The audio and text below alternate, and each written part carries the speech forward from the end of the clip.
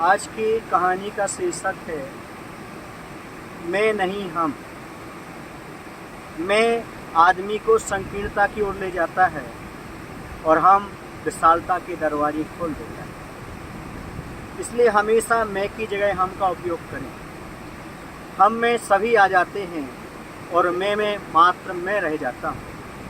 एक मैं है जो मन रूपी मानसरोवर में अहंकार की तरंगे पैदा करता है। इसलिए मैं से हमेशा बचने का प्रयास करना चाहिए। एक बकरी होती है जो हमेशा मैं करती रहती है और अपनी गर्दन कटा लेती है, और दूसरी ओर एक चिड़िया होती है मैना। वो हमेशा कहती मैना मैना मैना, सबके मन को भाती है। अपने जीवन में मैं को स्थान मत दे। एक बहुत अच्छी कहानी है। एक राजा थे जो कि अहंकारी थे। उनमें सारे गुण अच्छे थे, लेकिन एक दुर्गुण था। वह ये था कि उनके अंदर अहंकार था।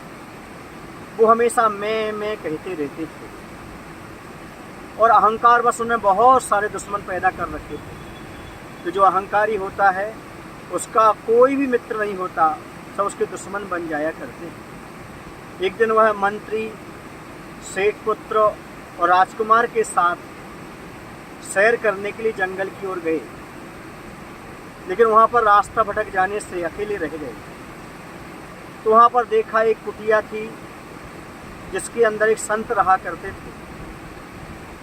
रात्रि का समय था। उन्होंने झरोके से झांक कर देखा, एक दीपक जल रहा था। उन्होंने यहाँ से आवाज़ दी, दरवाज़ा खोलो। वहाँ से आवाज़ आई, आप कौन हैं? राजा ने कहा मैं हूँ, मैं। दरवाज़ा नहीं खोला। फिर उन्होंने कहा दरवाज़ा खोलो।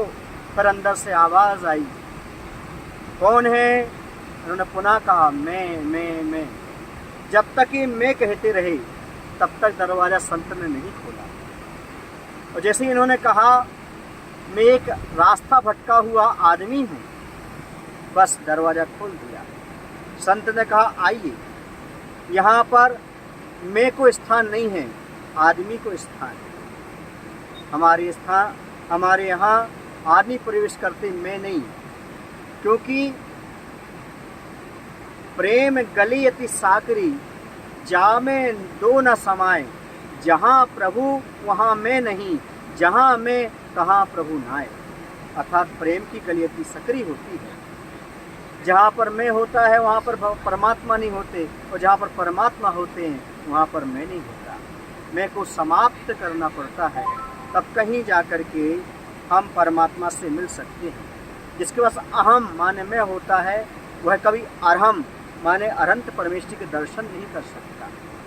जब हमारा अहम गल जाता है तो अहम माने आत्मा मिल जाता है, और अहम माने हम परमात्मा ही बन जाते हैं। इसलिए अपने जीवन से मैं को निकाल दीजिएगा, क्योंकि मैं हमेशा दुखदाई है।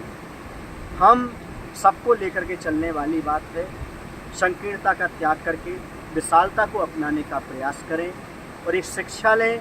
जैसे वह राजा हमेशा अपने आप में शिक्षा प्राप्त कर लिया कि हमें हमेशा हम बोलना है, कभी मैं नहीं बोलना। उस राजा जो रुद्रदत्त था, उस राजा को ज्ञात हो गया। और संत जो थे ब्रह्मानंद, उन्होंने ब्रह्म का ज्ञान उन्हें प्रदान कर दिया। ये अयोध्या नगरी की बहुत ही सुंदर घटना थी जो मैंने आप लोगों के सामने रखी। बोले महावीर भगवान की जय। अहंकार का त्याग करें।